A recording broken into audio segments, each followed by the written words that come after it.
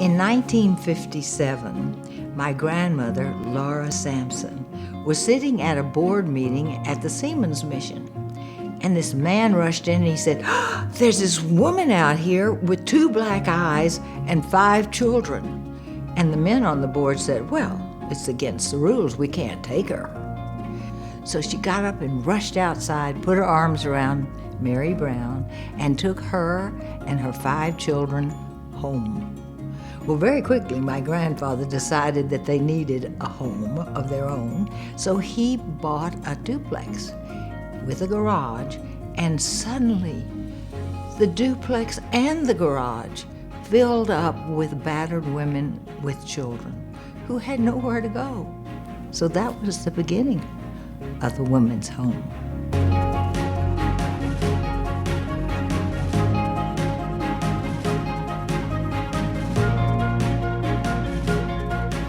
Jane Cizik was one of the most important women in Houston. She became the chief benefactor and chairman of the board of the Women's Home. She made such a difference. And because of her, the Jane Cizik Garden Place has been named in her honor. In the late 70s, I came to the home to teach the women sewing. From then, I evolved to being asked to be on the board, which I thought was absolutely a wonderful honor. I worked in the thrift shop when it was still just a little bungalow. They have since outgrown that original shop, and now they have a space that's 2 or 3 times as big, and it provides a huge percentage of their funding. The mission is to restore these women, give them a sense of worth emotionally and spiritually and physically. Adele Pieper and her wonderful husband, Burr, chaired 2 capital campaigns, but furthermore, it was Adele herself who recruited some of the most wonderful workers and sponsors that we have ever had, plus designing the gardens at the Montrose location and the Jane Cizik Garden Place. I was introduced by my garden club. When it got to be my turn to be president of the garden club, I decided that we should do more for our mission. We talked to clients. They needed a place where they could get out of their apartment and feel like they were enjoying the out of doors.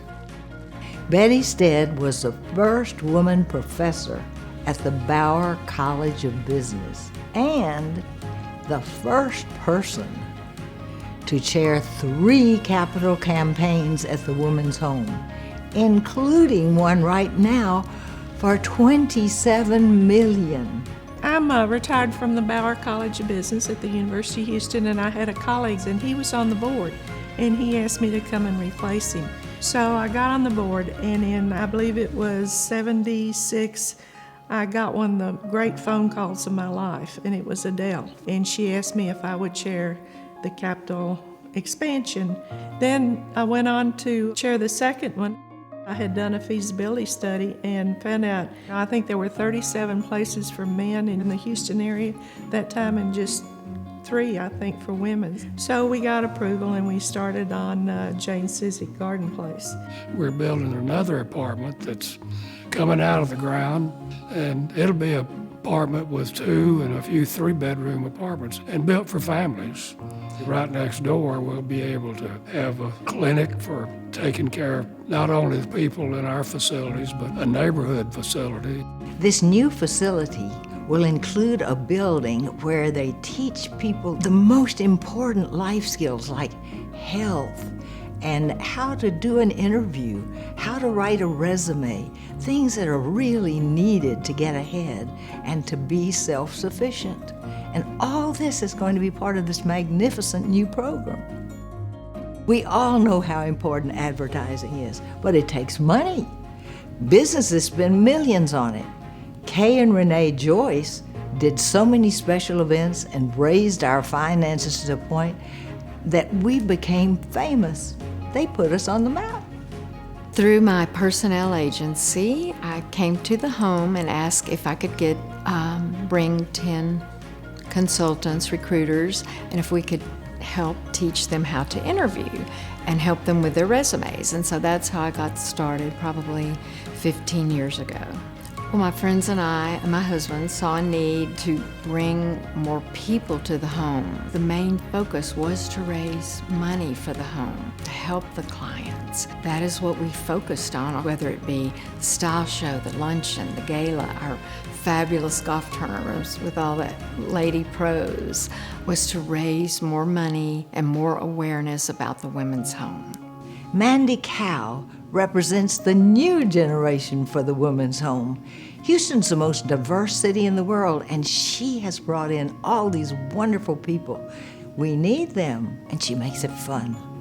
As a mother of 3 myself, I'm always passionate about helping women and children. So helping the women's home has been a wonderful experience. I was asked to co-chair the Women's Home Renew and Redo fashion show. Of course, I have to bring all my girlfriends who love fashion to help. To me, the Women's Home is a safe haven for women who really have the last chance to turn their lives around. I'm going to keep sharing, and I hope that not only will we share just our time, but we can also share our resources. I'm really proud of the women who decide to take that step to come to the Women's Home. I want to say that you've come to the right place. I know that you have gone through so much, but I always remember what Confucius said, it is not where you came from, but it's where you end up. I know that my grandmother is looking down from heaven at all this incredible expansion, these buildings, these programs, all these things that you have accomplished.